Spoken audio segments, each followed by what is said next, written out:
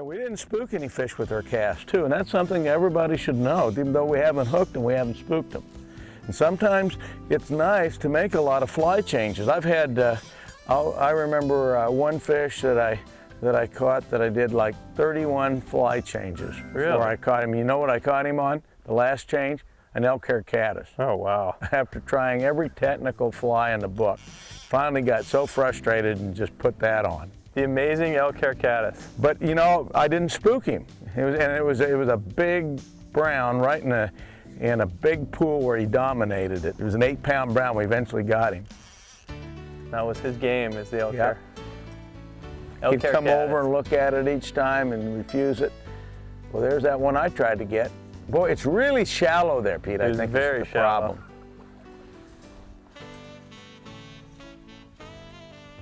If you think, folks, that we don't tangle up and we don't catch trees, that's wrong. You're always going to do that. It's just you try to minimize it. And sometimes we're not as careful because we're just so concentrated on our fishing. I think we should keep moving on up. Yeah, let's keep moving on up. I think I had good cast over these fish. It gets a little deep up there. Now, so what we're going to do, we're going to have to bypass these fish without spooking them. Exactly. So what, are we going to go wide around here? We're going to go wide around to the left and still continue to make casts directly over to the side. Okay. That's our best bet, probably. I'm going to follow you. And move slow always when you're approaching fish.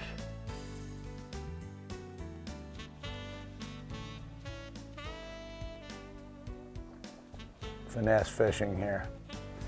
Nice little feeding lane right here. Nice little feeding lane. Come on now, mister. Okay, I'm gonna let you do your thing here. Move up a little bit. Hey, boy, you had a nice drift through there. Yeah, I did. Trying to curve it around and get it to pop back right through there. We're right over one now. I see him. Come on now, mister.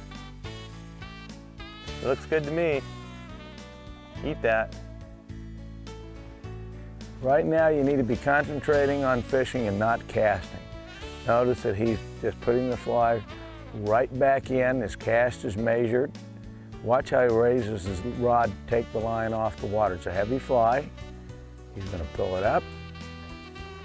Again, a long leader makes a big difference. Nice presentation on that cast. Well, right next to the bushes. And a little bit of sink there.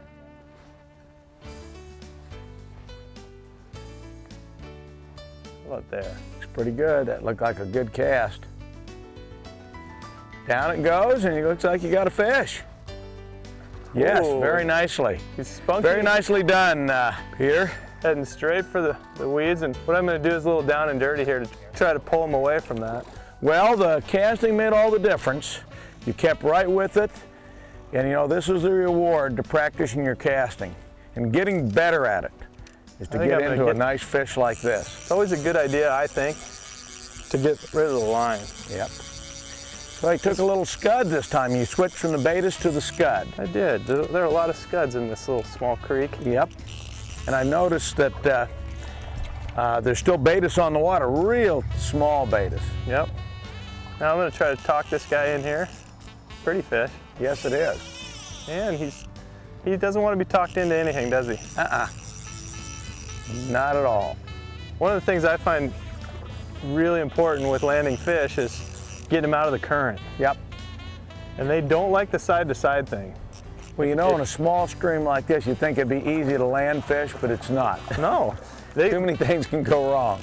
Aside from the other, you know, the current, they've got all the obstacles of the rocks. Let's slide him on in. Nice brown trout. We'll unpeel our dropper from him a little, and then you can see the scud right there on the mouth. Really pretty fish. Let me take this scud out of here. Yep. You use scuds a lot?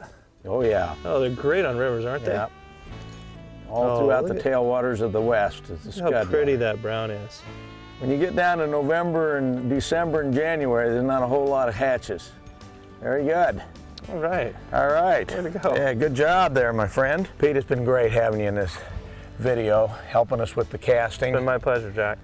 But you know, bring him to this wonderful place in November. You know, I've been here before, but it was always shooting chuckers, not fly fishing for brown trout and rainbows. It's a beautiful place. Trout don't live in ugly places, do they? They sure don't.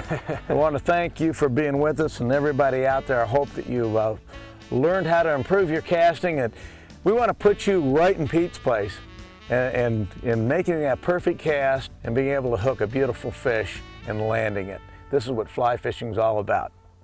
Thanks so much for joining us.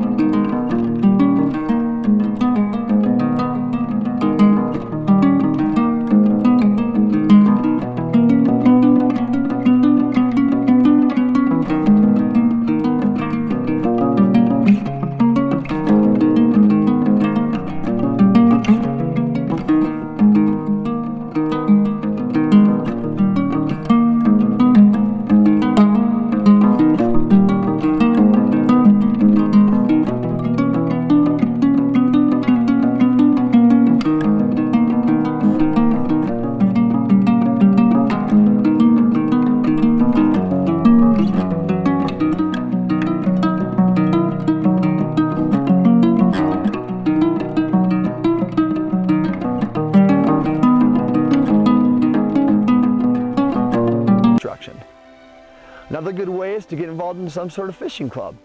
Those are probably the best ways to do this.